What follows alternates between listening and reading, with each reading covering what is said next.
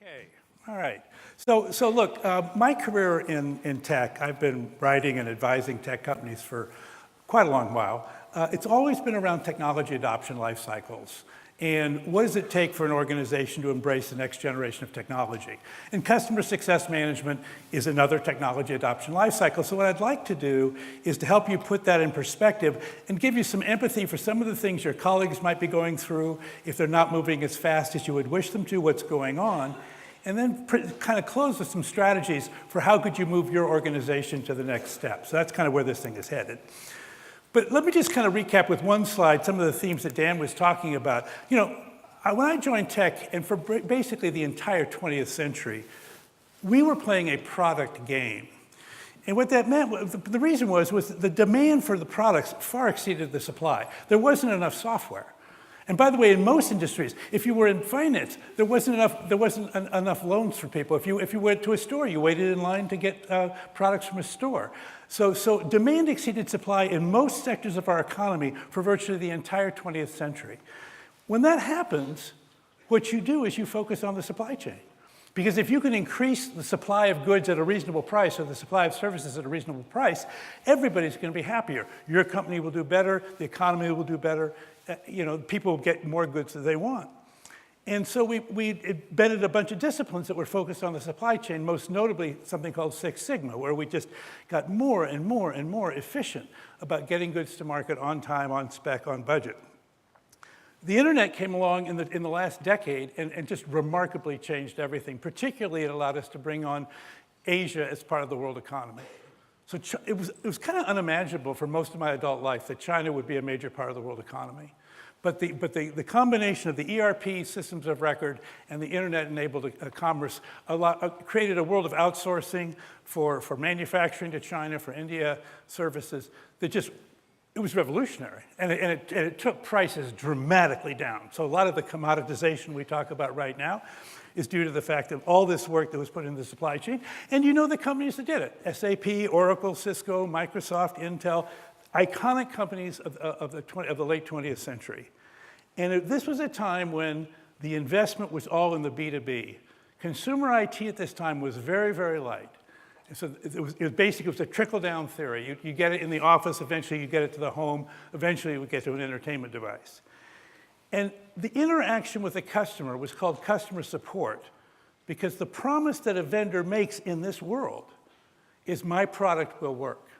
And if my product doesn't work, I owe you some support. And so customer support was a very product-centric model, and it was built around the idea that products have to work. Okay, so now we go to the beginning of the 21st century, and the first thing that happens, and this is a very strange thing, is we flipped the equation. All of a sudden now, supply is exceeding demand in most sectors of the economy. Obviously, it's happened in media. Obviously, it's happened in the financial services world. It's happening in retail right now. It's happening across. It's not happening in healthcare yet, okay? But most of the places in the world, you're saying supply exceeds demand. Well, what do you do if supply exceeds demand? Well, who's the scarce ingredient? And now it's the customer. So all this stuff about customer is king. The customer was always there, but the customer wasn't king because the customer was not the scarce ingredient. The scarce ingredient was the good. Now the scarce ingredient is the customer. And so instead of Six Sigma, we're focusing on things like user experience design. Again, we're trying to court the customer. Now take all our technology and turn it and face it there. And so now, and the technologies that have been enabling this at scale have been cloud plus mobile. So cloud has effectively made deploying software globally free. And mobile has made connecting 24/7 with 1.5 billion people at any time free. Now, those design rules did not exist in the 20th century. Nobody designed a system with those two design rules in mind. Everybody designed a system where you had expensive data centers, and you had call centers, and you had terminals, and you had training, and you had great stacks of software and hardware that you all had to deploy before you could even begin to do these kinds of functions. So now all of a sudden, all that friction has been taken out of the system. And so now what we're seeing the money going to is it's not going into systems of record. It's not going into ERP and financial services. I mean, the ones that are there for life. I mean, we need them. You can't do global commerce without systems of record. But if you had to say, of the total lifetime value we would get from our systems of record, how much do we think we've captured to date? And it's got to be in the 80 to 90% range, somewhere in there, right? Is there more to get? Sure. But then you turn and you say, systems of engagement, what do you think is the lifetime value we've captured from our systems of engagement to date? 5%? 10%? I mean, there's a massive, massive upside. And by systems of engagement, I mean those systems which allow you to connect digitally with your customers so you can follow the customer journey from prospect to customer success, all the way around. And you can communicate with partners, et cetera. You can engage with your own employees, your field services groups, all of that instant communication enabled by cloud and mobile. That's what we mean by systems of engagement, and that's where the money is going. That's why, companies like Salesforce are going way faster, so much faster than their peers, because that's where the money is going. Categorically, that's where the money is going. And so there's a new set of leaders in town. These are a new set of growth companies going in town. And Amazon and Microsoft are providing the underlying infrastructure, and Apple and Salesforce and Autodesk and Adobe and all these companies are just flying through the growth path because the friction's been removed and because this is where the action is. And now it's B2C that's enabling B2B. So that cloud mobile thing, the enterprise didn't pay for that. Governments didn't even pay for that. Consumer IT created the clouds and created the mobile. And so now all the enterprises in this room, that are represented in this room, our job is to take advantage of essentially something that was a free gift. Now, like all free gifts, you have to be a little careful. It's not easy to interface systems of engagement to systems of record. Systems of engagement were designed from one entirely different set of design principles, and systems of record want to live in a data center. Systems of engagement want to live in the cloud. Systems of record want to be very hard to get into. Systems of engagement want to be very easy to get into. All the security stuff, all the hacking, all the things we're going through in our society right now are vulnerabilities that are coming into existence by us trying to overlay the systems of engagement onto the systems of record. But do that we must, because there's just too much value there to say, we can't do this. For a long time, you remember, we say, oh no, we can't go to the cloud, it's not secure. We can't do mobile, we don't know. Well, what's happened is, it's not that it's any less secure, it's still insecure. We know this for a fact. But it's just too much trapped value in the world that you can release by using these two systems together. So we're on this journey forever. But the last thing it changes is it changes where the support vehicle goes. So now we're going to go from customer support, where the promise was, I've sold you a product, I stand behind my product, I give you support, to I have promised you an outcome, and that was the word that Dan was using. And that is implicit in every sales pitch. You sell outcomes. Whether you ship products or services, you always sold outcomes, but you never had to stand behind the outcome. Once the customer bought a product, it's now the customer's responsibility to take the rest of the journey to the outcome. But in the as-a-service economy, as Dan pointed out very clearly, that's not true anymore. So now our success and customer success are tied more closely together, and that's why this customer success function is going to become more and more central. It's impossible that this would not happen. The shift to this service, and this is not sector specific. This is not about software companies. This is about everybody this is about transportation. Uber is as a service company. Airbnb is hospitality as a service company. We're seeing as a service everywhere. And so as that happens, the customer experience and the customer success becomes the defining issue. Okay, great. So but the point about this is, that iceberg that Dan showed at the end? That iceberg's got to come up. Otherwise, I don't know how icebergs actually do that. Maybe they get levitated by some spaceship. But the truth is, we got to get to the right-hand side of this equation. There's just no way around it. But let's not kid ourselves, because that shift is enormously demanding. And it has impact on all three layers of your company. At the infrastructure level, the 20th century investment in corporate systems, enterprise systems, was based on a data center desktop model. The first generation of consumer. Facebook was it was a cloud desktop model, and it wasn't really until we made the transition in the last half of the first decade to a cloud mobile model. But think about how big a shift that is. Does anybody, the people that know how to run data centers, there's a whole bunch of expertise. You just don't use that expertise, or you use a certain part of it, but a whole bunch of it you don't use anymore.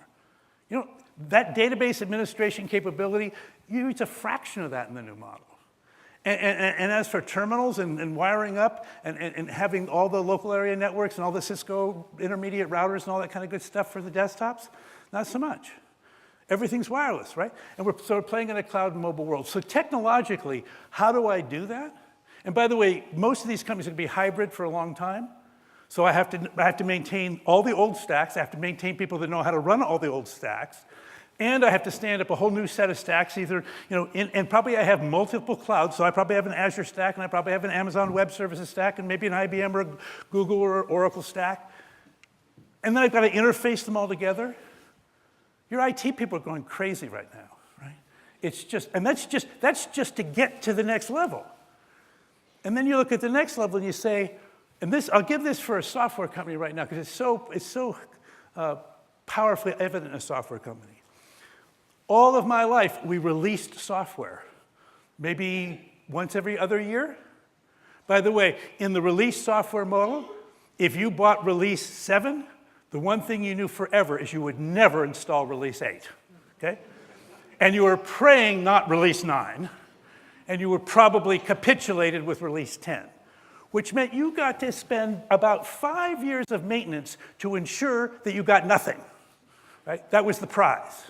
Okay? So you can kind of see how the SaaS model caught on. No, what if I got my value on Monday? Right? But release, sell, and deploy, and now it's host, land, and expand. Those are totally different operational motions. The kind of engineering you do, the notion that the whole agile release method, the whole notion that you'd be releasing well, larger companies maybe 3 times a year. Smaller companies 6 times a year. Tiny companies once a week, right? So it's a different release model. It's a different sales model. Dan was referring to that. The old model was promise them the moon, close the deal, and then never come back. Right? And this is a model which says, no, this is more transparent. We're going to be here, and it's land and expand. So all of a sudden, by the way, landing is still important, but expanding is the sales motion we're trying to figure out right now. I mean, it seems obvious, but it's not obvious. And and how do you support that from a marketing point of view? How do you support that from a sales point of view? And then how do you support that from a customer success point of view? And then, we were teasing about the finance guys, but look, from a financial management, from a cash management point of view, going from a license plus maintenance model to a subscription minus churn model, that's a big, big difference. And in fact, we have to give a vote of thanks to a number of companies. Synopsys did it once in the CAD world early on. Adobe was probably the most visible one among professional and consumer software.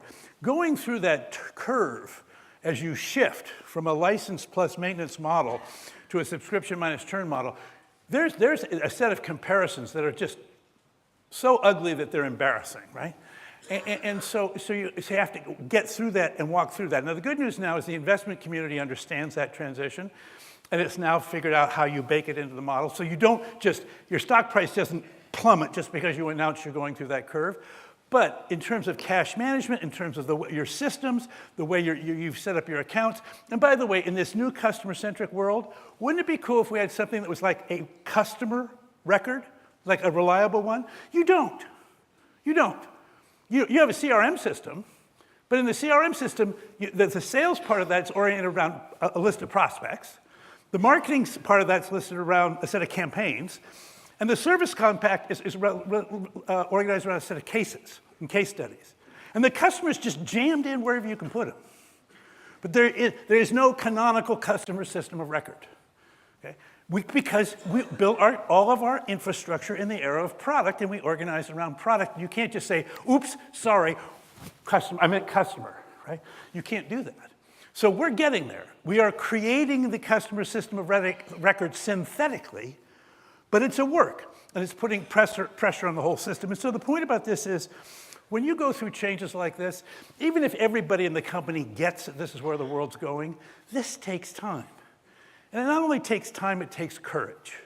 Because, as we like to say in Silicon Valley, if you want to catch an S-curve, if you want to catch one of these huge waves of change and ride it to success, you have to go through a J-curve.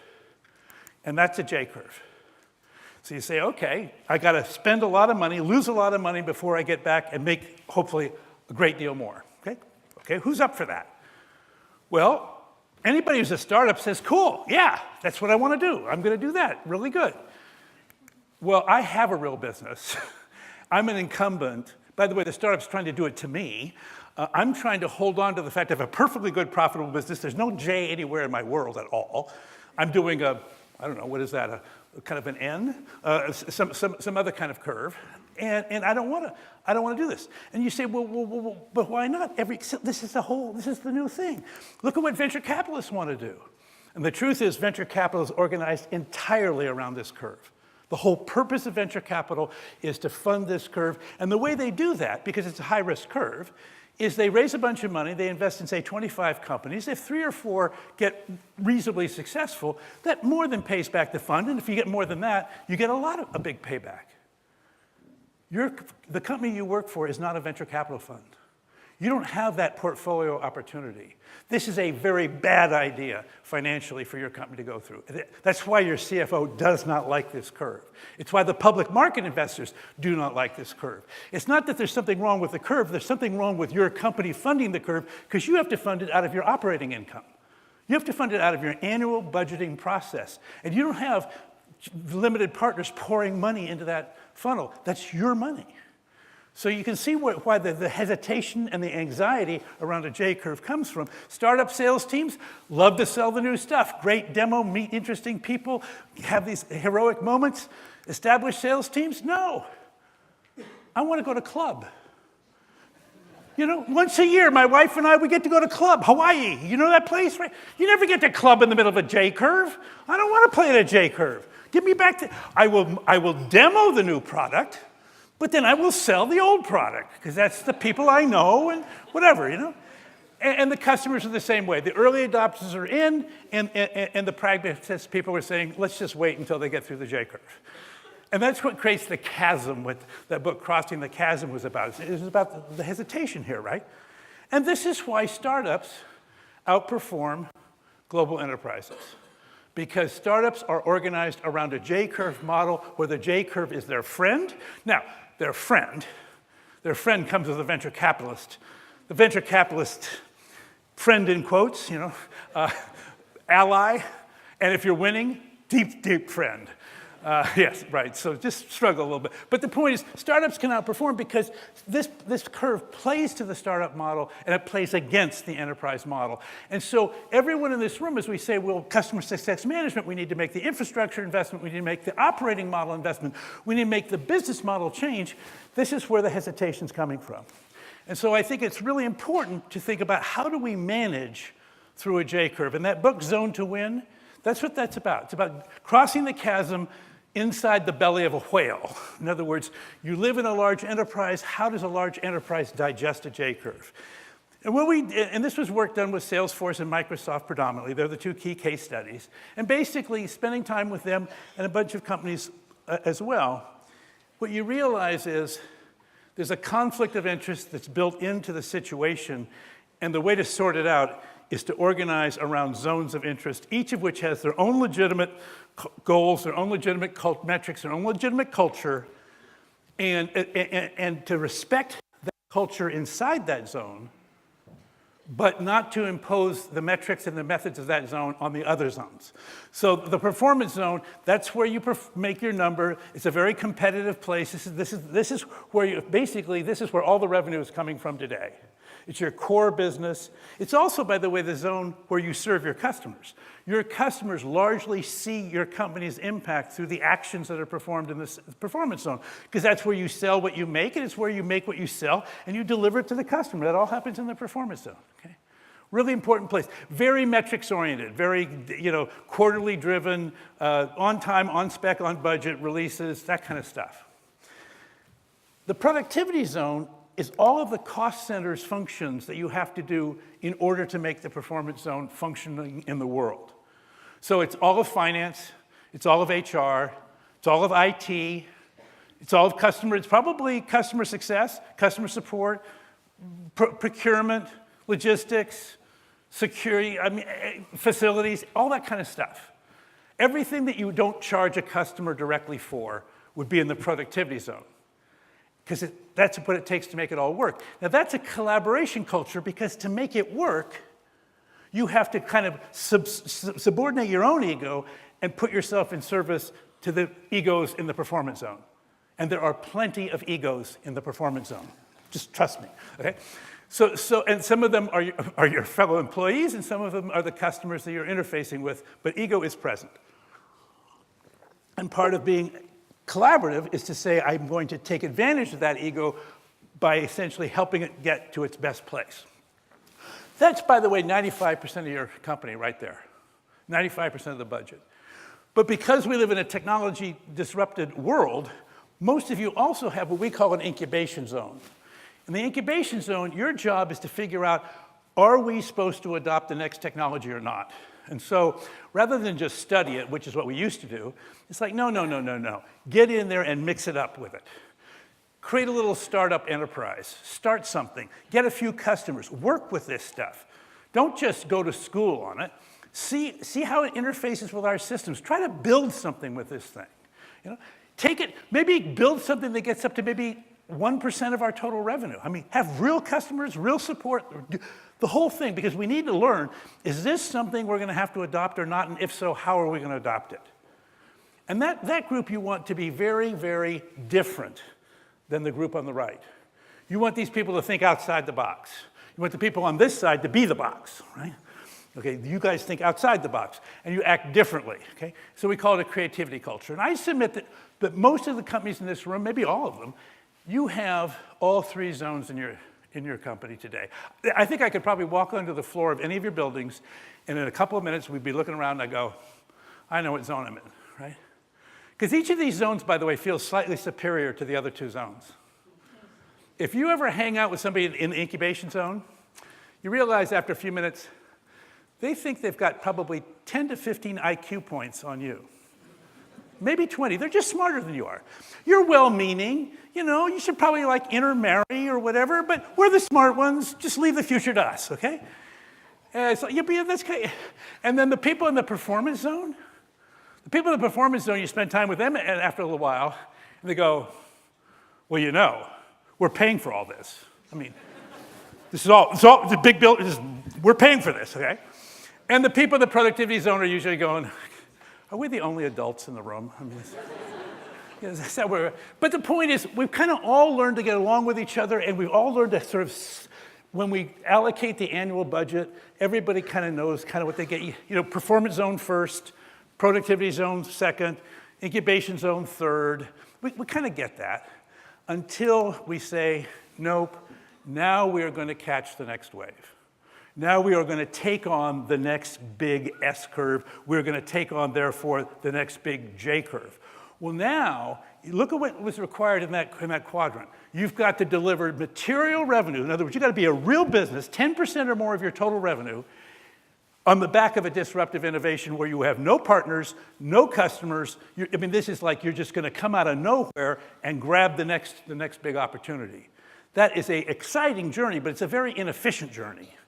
If you're going to get to 10% of your total revenue, you're probably going to spend 15, maybe even 20% of your total resources to get that first 10%. Now, eventually, once this thing starts to take off, it'll create its own momentum. Everybody will come in. You'll become a hero. You'll be the next Wunderkinder. You'll be Jeff Bezos. You'll be Steve Jobs, whatever. But until they kick in, you are pedaling uphill every single mile you're going. So 10 to 15 to 20% of the resources, where's it going to come from? Well, there's none in the incubation zone, so it's got to come from the other two zones. Well, you want me to make my number with, you're going to take away 20% of my resources and I make my number? What are you talking about? You want me to do all these programs and say, yeah, I can't do that. And now you get to the issue of why it is that people get stuck on this J-curve thing. And that's why it says command culture, because the companies that have done this successfully have had leaders who have said, even if they're very collaborative in terms of their way they take input, when we go, and we align 100% or you're out of the boat. And that's certainly what happened. It's certainly what happened under Jobs at Apple. It's certainly what happened under Benioff at Salesforce. And it's certainly what happened under Ballmer and then Satya at Microsoft. When Satya said cloud first, mobile first, that was a command culture at work. And that was very strange because that was not certainly the way budget had been allocated at Microsoft. Now, it's such a daunting request for a leader to do that. I would submit that of the companies represented in the room, less than half, and probably to be fair, less than 20%, have a leadership team right now where a command culture from the CEO would actually work. That in fact, people really would align around it. And so what are the rest of us going to do, right? And so I think it's really important to kind of get this model. Because this model allows you to sort of crawl, walk, run, depending on how aggressive your culture is and your management team is. You can say, look, I'm just going to take the new customer success model. I'm just going to install it as infrastructure, right? Frankly, you're just going to think it's customer support with an S on the end of it, right? You're not going to notice any difference. I'm going to have a customer success function. I'm going to do the customer success things, but I'm not going to ask the salespeople to change the way they sell. I'm not going to change our business model. We're still on the old business model. We're still on the old operating model. But inside the whole customer interaction world, I'm going to create a quiet revolution inside my own organization, and I'm just going to create effects from there. Among other things, what I'm going to do is I'm going to reduce the cost of customer support because I'm going to be proactively outreaching to catch problems before they catch on fire, and I'm going to make improvements in that way. The second thing to say is, well, that's not good enough. We actually have to modernize our operating model. This customer is king thing is getting to us. So, but we're not going to change our business model. So let's say we're still selling product, but now we're going to move to more of a land extend model for our sales model. And we're definitely going to move to a proactive outreach for customer outcome-based things. We're going to start having things like customer health scores. We're going to proactively manage this stuff. We're now having a direct seat at the table with sales and marketing and service, customer success. We're all in it together. We're operating now as if we were a SaaS company. And then the third one is, no, we're going to actually convert our business model to that. But you can do this in stages. Okay? I'll give you an example of that. General Electric wanted to get into the software business 2007. Jeff Immelt comes out to Silicon Valley, hires a guy named Bill Rue out of Cisco, and Bill starts a software group in San Ramon, and they're working together. It's great. And he's got about 20 people. He says, well, Jeff, how big do you want to get this? What do you want to do next? And Jeff said, what I want you to do is I want you to go to every service function inside GE with the following deal. If they employ your software to take cost out of their service budget, I'll give them every dollar they save, they get 50 cents, and you get 50 cents. And that's how I'm going to fund the software function inside GE. So Bill does that for about 4 years. And he builds out quite a large software thing. And all he's doing is he's just instrumenting field service engineering at GE Healthcare, at GE, Power, at GE, aircraft engines, whatever. He's just working with the service people, and he's just taking cost out of the service function. And then around 2011, 2012, Internet of Things is catching on, and all of a sudden, the guys in the aircraft engine, the guys in healthcare are saying, look, we need to put software into our products. We need to do this Internet of Things, predictive maintenance, phone, home stuff. And so Bill's software group starts serving them. So now he's becoming part of the bill of materials of something that GE sells. So he's got another source of revenue. He gets effectively a royalty for being part of the bill of materials for those products. So now he's building even in a larger organization, but still all inside of GE. And then 2016, they announced, we're going to start a software company. This is the announcement, this is the transformation. We are going to take something that was a startup 10 years ago, and we're going to make it 10% or more of all of GE's revenue. It's going to be called the Predix software suite. We're going to sell it as a standalone software company. And that was at the top. And then this year, a funny thing happened. Activist investor joins board. Jeff Immelt is pushed aside. John Flannery comes in, different equation. He says, this is a transformational change I am not willing to fund. And so they go back and they say, okay, by the way, Flannery says we're going to organize G around 3 businesses: healthcare, aircraft, and energy. And so they say, okay, we're going to move it back down to the operating model. Okay? So crawl, walk, run, walk. Okay? All 4 of those decisions were intelligent. All 4 of those decisions were made transparently and I think correctly, given that they had a change in values. But that's what this model is for. Which are we trying to do in your company? I think you want to get clarity around that. And so the wish I have for that journey is that you start with your customer success, and I would think many of you have already done this, but prospects in the room may not. Start by just doing it. Don't read about it, don't do it. But do it in some contained way so that if it doesn't work the way you wanted it to work, you have plausible deniability and basically can have some way to shut it down. And then decide where you want to take it.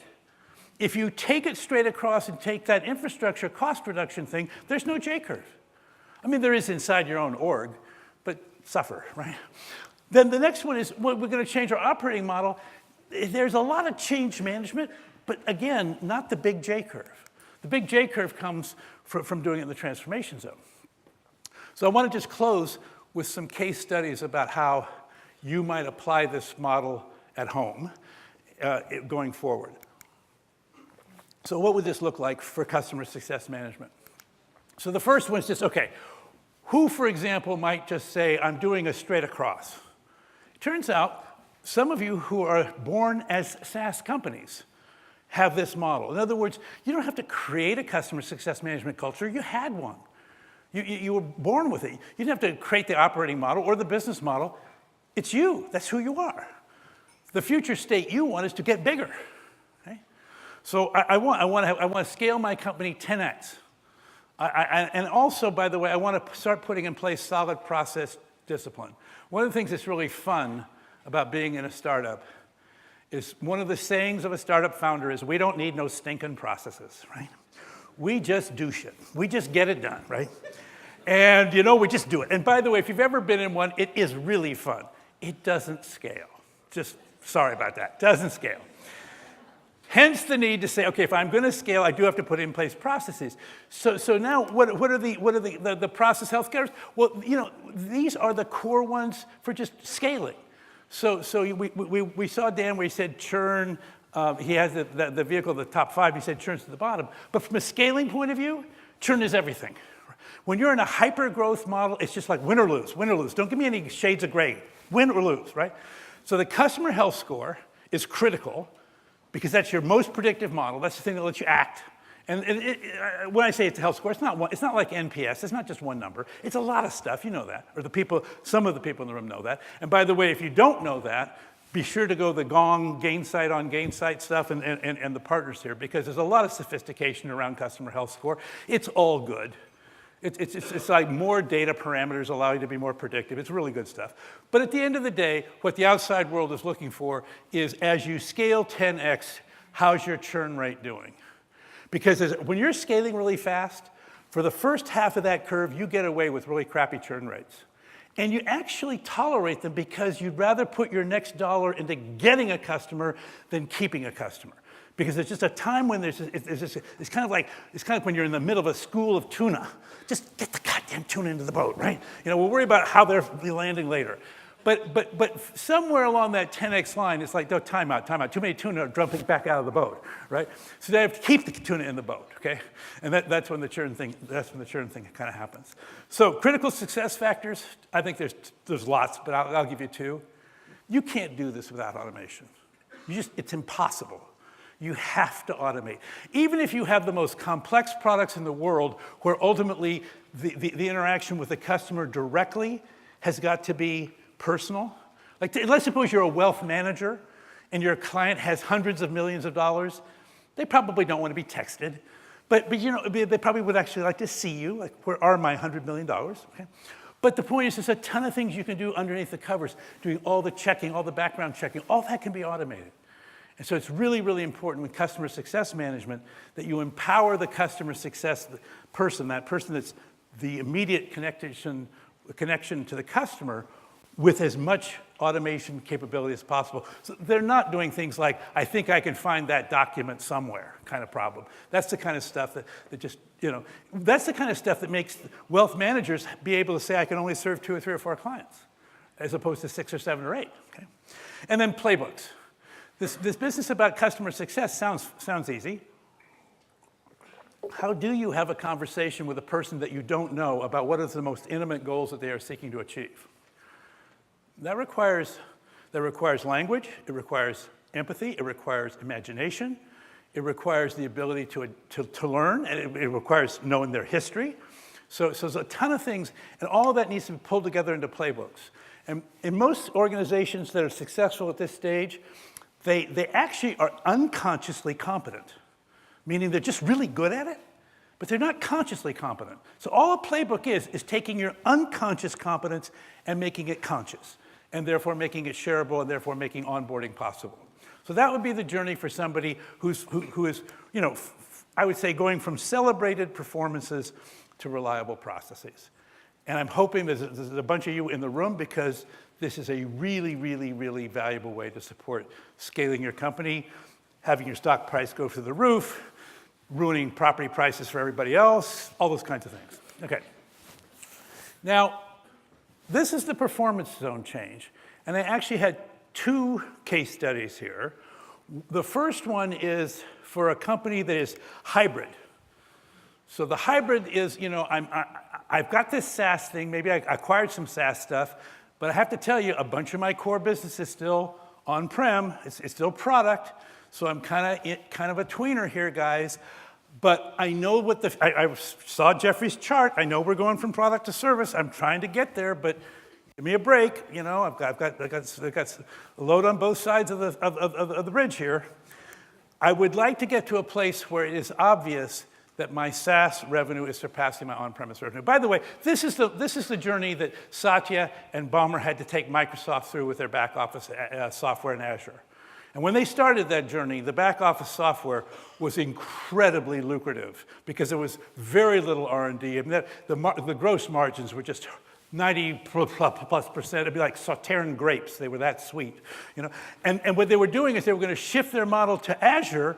And Azure had negative gross margins, meaning it lost money even before you went below the line. And I wanted to take really, really profitable stuff, and I double comp my salespeople to supplant it with really unprofitable stuff, okay? But that's pretty courageous stuff, right, to kind of do that. But once you get through that J curve, you're there. Well, this is just, if I'm halfway there already, if I can play with this thing, maybe it's not too much of a J, but I do need to get my SaaS revenues past my on-prem revenues. And what people are looking at is my ratio of SaaS to on-premise. This is what Adobe had to go through when they were going through their change with their Creative Suite, et cetera. And the critical success factors here are 2. The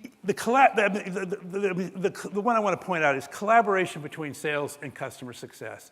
Because the old hybrid license model, that was a customer support model, and no salesperson ever talked to anybody in customer support.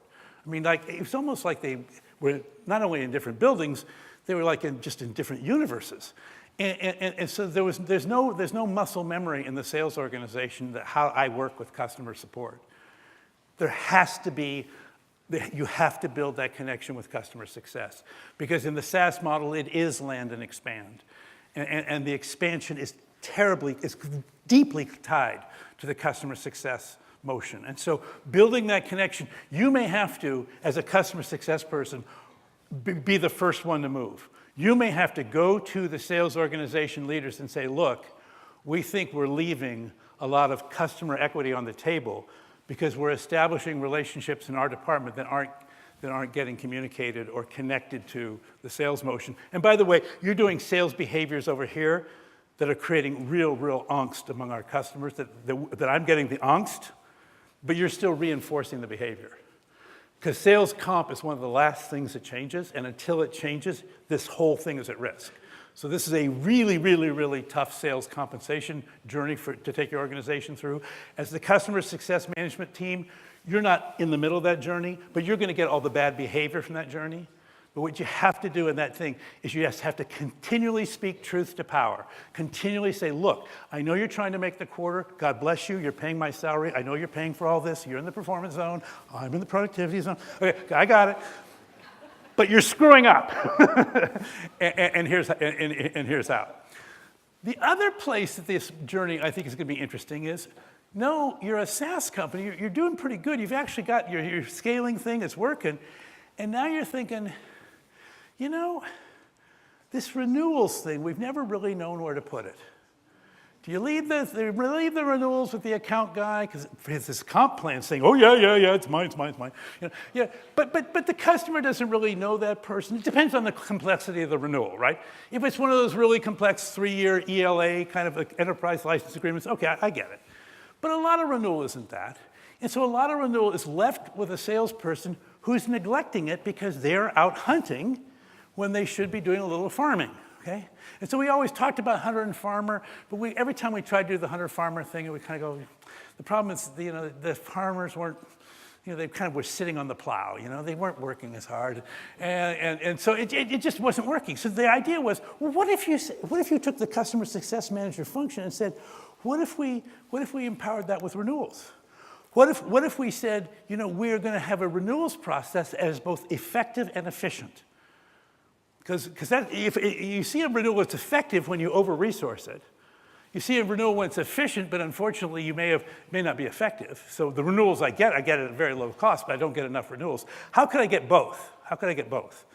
And the key performance indicator there would be the percentage of renewals with no escalation required. Okay? In other words, I could initiate and close the process inside the customer success organization. That would be the percentage. And what the success there, again, it's playbooks. The people in playbooks, and this is really important, because Lauren was talking about one of the great debates is, what happens when you variable comp somebody in customer success? And by the way, I'm not sure the variable comp is part of the playbook. Salespeople in the performance zone need variable comp. Customer success people in the productivity zone, I'm not convinced need variable comp. Right? It's not a competition culture, it's a collaboration culture. Now, does everybody like extra money? Sure, okay? If there's some way to do that, great. But probably more for the team than for the individual, because the point is you want that empathetic, collaborative personality type. That's the kind of people you need. The danger is a lot of customer success teams right now are actually repurposed customer support people. And there's some good and not so much good. The some good is the customer support people tend to be really good on the product problems, really good. The not so good is they tend not necessarily to have the relationship skills that you want in a customer success manager. The kind of the consultative, inquiring, empathetic stuff, the ability to ask the next right question. Great customer success managers don't have a script. This isn't like being in a call center and offshore. This is like you listen to what the customer said and you ask the next intelligent question. Well, there's no playbook. I mean, so you can do a lot of role playing. You got to do a lot of listening in. You got to do a lot of learning. The playbook is not, you know, push button A after question 3, right? So it's a different kind of playbook. It's much more. Actually, what it probably should have said is improv. It isn't a play. It's improv. You know, how do you do good improv as a customer success manager? But this is what would take from high cost to high yield in both instances. Both of these case studies are the performance zone. I'm going to go from a high cost to a high yield solution using the customer success manager engine. And then the last one is, okay, we're going to go, whoops, what happened here? I'm missing a slide? I am missing a slide. All right, I would just sort of, wow, that's interesting. Okay. The last one goes this way. Let's see if I can remember this. The intent was, this is my first time. I am a all-product company. I've never done this SaaS thing. SaaSing was something I wasn't supposed to do to my mom. You know, it was a statistical product, but whatever it wasn't me. And now I'm going to convert. So I'm going to convert, and I want to convert to the subscription model, and I'm going to convert to the to the customer success model. And that's the future state I want to get to. So, God, what were the key performance indicators for that? I don't think I remember. The key thing, I want to get to the critical success factors because that's what I really do think. This journey, this is a J-curve journey. And so the key to it is alignment. So if your company now is really on a faster transaction to customer success, you really do say we got to throw the switch. The world is changing and we're falling behind. We are 5 years behind. You know, I know that Dan assures we aren't, but that's because you're in this room. But maybe your company's 5 years behind. We got to do it fast. And so it's that business of getting executive alignment and saying, look. Because what you can't do if you're going to do this thing fast is you can't have that negotiation where you go to the salesperson and say your comp program is screwing up the customer success thing and have the sales guy say, well, I'm sorry, deal with it. That won't work. That won't work. Everybody has to be on the journey. And that means the CEO has to be on the journey going forward. They have to. This is the time when the CEO actually frankly, earns their pay, right? A transformation is the one time where, because in a transformation where you're taking resources from places that basically they've always gone into one place and you take a bunch of resources and you put it into a whole new place, who has power to do that in your company? Only the CEO. Even peers cannot negotiate, you give me 10% of your budget. No, right? You want to talk more? No, right? But so the only person that can make that happen that can make this whole change, that can say we're going to take our performance down before we're going to take it up. Because the salesperson's going to say, I'm going to lose revenue. Yes, you are. That's true. You know, but we've got to get through this trend. And the software guy's going to say, my people don't know how to release on a monthly basis. I know, learn. You know, I mean, so in other words, if we're going to do it, we're going to do it going forward. So that would be alignment around a single command control sort of leader. Okay, last slide. So in each one of those journeys and in each one of these quadrants, there's a key resource that you have to make the number one priority. And it's different for each quadrant. So in the incubation zone, it's time. You don't spend enough money in the incubation zone to worry about money. And your products are demos, or they're proof of concepts, or they're pilots. If they're good or they're bad, you know, it's all okay. What you can't waste is time. What you can't do is say, we studied it for another month and we're still studying it. No.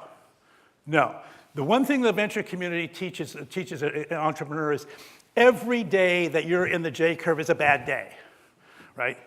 Today is another bad day, you know? How close are you to getting up? What do we know today and the motto is win or learn. Win or learn. But what'd you learn today? Because you obviously haven't won yet. And it's got time. And the problem is, in a large company, time looks like the thing that's easiest to waste. And in this zone, where there's no specific objective for this quarter, it's even easier to waste. Can't waste it. If you're working in that zone, it's time. If you're in the productivity zone, it's budget. There's just never going to be enough money. And so that means what you have to do is get ruthless about prioritizing. If you're in the productivity zone, you have to put all of your initiatives, all the programs and all the systems that you want to put in place for the company and put in service to the company, you have to rank order them. This is what Mark Benioff does better than anybody, any leader I've ever seen. You work at Salesforce, you have a set of methods you're committed to, they are in rank order. And they have to, and there's no two that are, well, they're about the same. No. Single list. And what that does is it allows you to know exactly where your cut lines are. And it takes a whole bunch of latency out of the decision making because nobody has to, well, I don't know which one's more important. Read the list, okay? So budget, that's the key with budget. With the performance zone, it's cash. And the thing about cash is when cash runs out, you are in real trouble. So you can't let cash run out. And so yes, the finance people in the productivity zone can help with cash lines or whatever, but sooner or later, you've got to get the cash in the door. And so it's a cash game going forward. And then for the CEO in the transformation zone, it's equity. It's your stock price. Because when you put your company through a transformation, you're putting it at existential risk. And investors are going, well, holy smoke, should I take this journey with you or not? Now, the charismatic CEOs have been great at this. People went with Jeff Bezos on that journey when it just looked like crazier than crazy, right? A bookstore is going to be the world cloud leader. Right, yeah, that'll work. The car guy is gonna go to space. Sure he is. Just put wings on the car. It'll be an electric car. Whoa! How long's the cord? Right? Right.